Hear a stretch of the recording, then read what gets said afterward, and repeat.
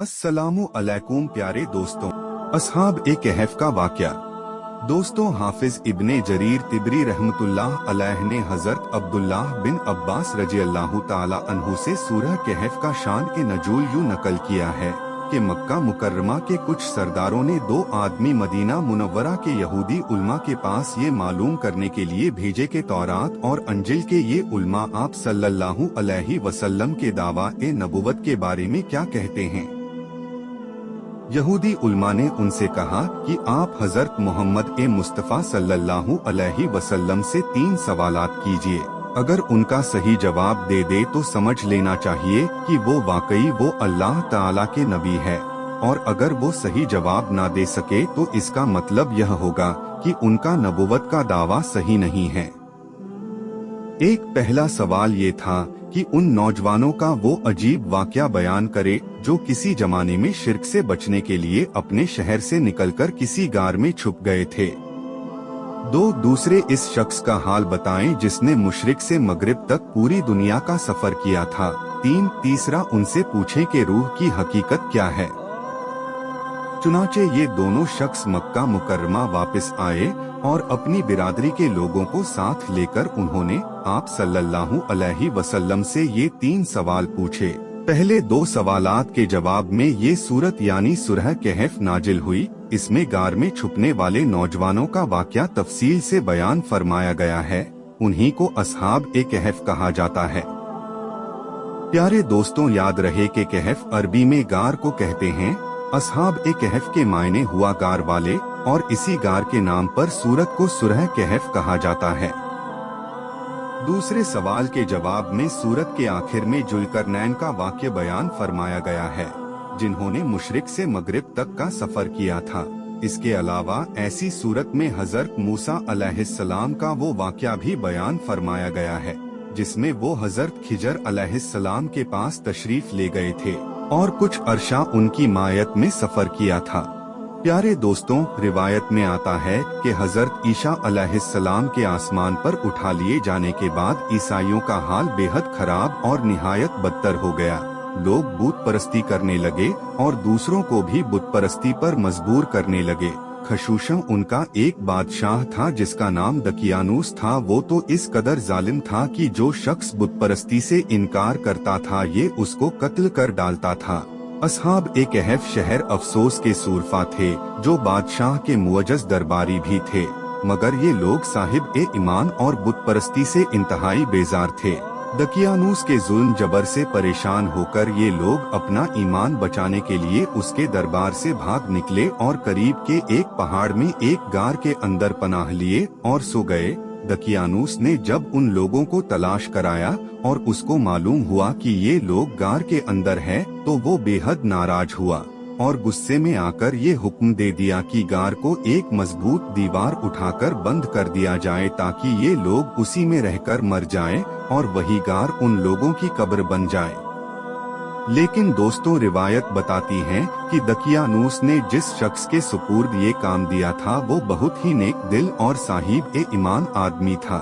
उसने असहाब ए कहफ के नाम, उनकी तादाद और उनका पूरा वाक़या एक तख्ती पर कुंदा करके तांबे के संदूक के अंदर रखकर दीवार की बुनियाद में रख दिया और इस तरह की एक तख्ती शाही खजाने में भी महफूज करा दी। कुछ दिनों के बाद दकियानूस बादशाह मर गया और सल्तनतें बदलती रही, यहाँ तक कि एक नेक दिल और इंसाफ परवर बादशाह जिसका नाम वैदरूश था तख्त नशी हुआ, जिसने 68 साल तक बहुत शान व शौकत के साथ हुकूमत की।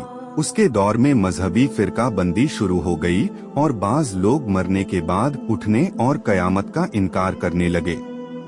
कौम का यह हाल देखकर बादशाह रंजो गम में डूब गया और वो तन्हाई में एक मकान के अंदर बंद होकर खुदाबंद कुद्दुस के दरबार में निहायत बेकरारी के साथ गिरी व जारी करके दुआएं मांगने लगा कि या अल्लाह अज़वजल कोई ऐसी निशानी जाहिर फरमा दे ताकि लोगों को मरने के बाद जिंदा होकर उठने और कयामत का यकीन हो जाए।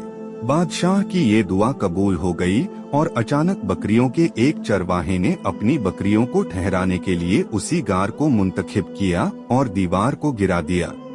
दीवार गिरते ही लोगों पर ऐसी हैबत वो दहशत सवार हो गई कि दीवार गिराने वाले कांपते हुए वहां से भाग गए। अल्लाह के हुक्म से अपनी नींद से बेदार होकर उठ बैठे और एक दूसरे से सलामो कलाम में मशगूल हो गए और नमाज भी अदा कर ली।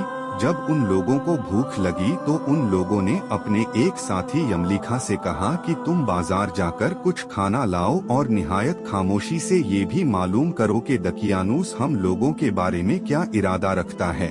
यमलीखा गार से निकलकर बाजार गए और यह देखकर हैरान रह गए कि शहर में हर तरफ दिन ए इशवी का चर्चा है और लोग एलानिया हजरत ईसा अलैहिस्सलाम का कलमा पढ़ रहे हैं। यमलीखा ये मंजर देखकर हैरतज़दा हो गए कि इलाही ये माजरा क्या है। इस शहर में तो ईमान का नाम लेना भी जुर्म था, आज ये इंकलाब कहाँ से और क्यों कर आ गया।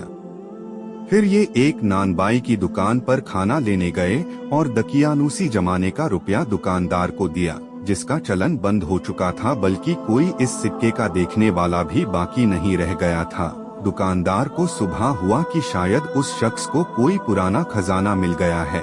चुनाचे से दुकानदार ने उनको हुक्काम के सुपुर्द कर दिया और हुक्काम ने उनसे खजाने के बारे में पूछताछ शुरू कर दी और कहा कि बताओ खजाना कहाँ है। यमलीखा ने कहा कि कोई खजाना नहीं है, ये हमारा ही रुपया है। हुक्काम ने कहा कि हम किस तरह मान ले कि रुपया तुम्हारा है। ये सिक्का 300 वर्ष पुराना है और वर्षों गुजर गए कि सिक्के का चलन बंद हो गया और तुम अभी जवान हो, लिहाजा साफ साफ बताओ कि मसला हल हो जाए।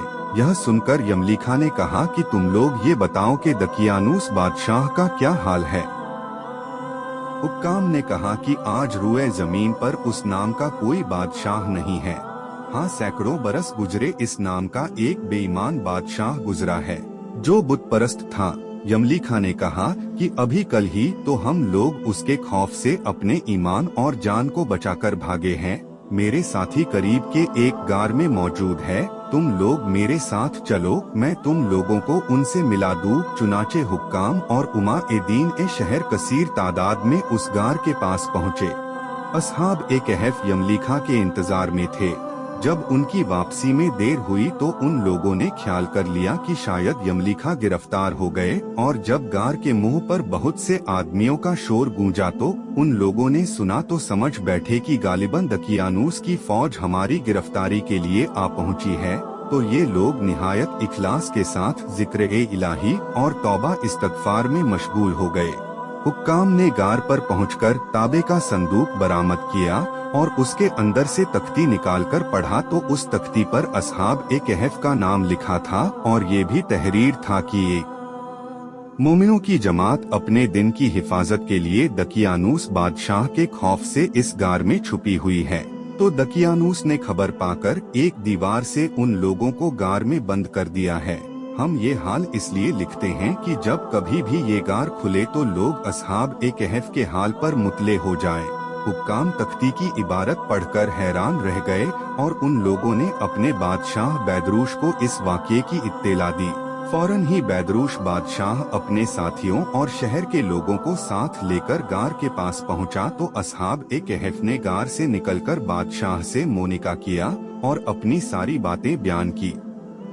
बैदरूश बादशाह सजदे में गिरकर खुदावंद कुद्दुस का शुक्र अदा करने लगा कि मेरी दुआ कबूल हो गई और अल्लाह ताला ने ऐसी निशानी जाहिर कर दी जिससे मौत के बाद जिंदा होकर उठने का हर शख्स को यकीन हो जाए। रिवायात में आता है कि असहाब ए कहफ बादशाह को दुआएं देने लगे कि अल्लाह तेरी बादशाही की हिफाजत फरमाए, अब हम तुम्हें अल्लाह के सुपुर्द करते हैं। फिर असहाब ए कहफ ने अस्सलाम अलैकुम कहा और गार के अंदर चले गए और सो गए और उसी हालत में अल्लाह ताला ने उन लोगों को वफात दे दी। बादशाह बैदरूश ने साल की लकड़ी का संदूक बनवाकर असहाब ए कहफ के मुक़द्दस लाशों को उसमें रखवाया और अल्लाह ताला ने असहाब ए कहफ का ऐसा रूप लोगों के दिलों में पैदा कर दिया कि किसी की यह मजाल नहीं कि गार के मुंह तक जा सके। इस तरह असहाब ए कहफ के लाशों की हिफाजत का अल्लाह ताला ने सामान कर दिया। फिर बैदरूश बादशाह ने गार के मुंह पर एक मस्जिद बनवा दी और सालाना एक दिन मुकर्रर कर दिया। कि तमाम शहर वाले उस दिन ईद की तरह जियारत के लिए आया करें। अस्हाब ए कहफ अल्लाह तबारक व ताला की निशानियों में से एक निशानी है, लिहाजा हमें आखिरत पर ईमान रखना चाहिए।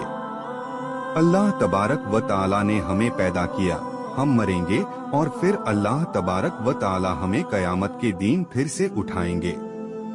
ये था अस्हाब ए कहफ का पूरा वाक़या। अल्लाह तबारक व ताला हम सबको दीन के रास्ते पर चलने की तौफीक अता फरमाए। अमीन।